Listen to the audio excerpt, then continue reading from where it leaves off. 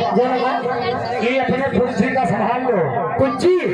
पुज्जी जो हमसे दुष्टाई कहीस पुज्जी पुज्जी हेरा थी पाता सुज्जी। ये पुज्जी ऐसा भगवान को कह दे अगर मार दियो ये आज पुज्जी ऐसा शराब दे दे भाई कि जिंदगी भर नौबत क्या हो ये नौबत ना है ऊपर वाले पुज्जी और करिए मर्द मुंह ना देख ना ना ना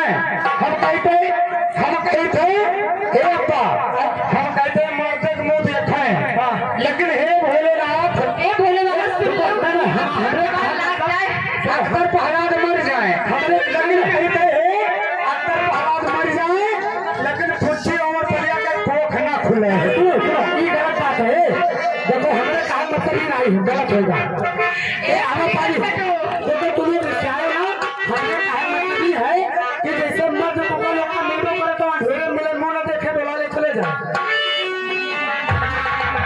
एवं की तनिक सा चीज से ढीला करा वर्मा जी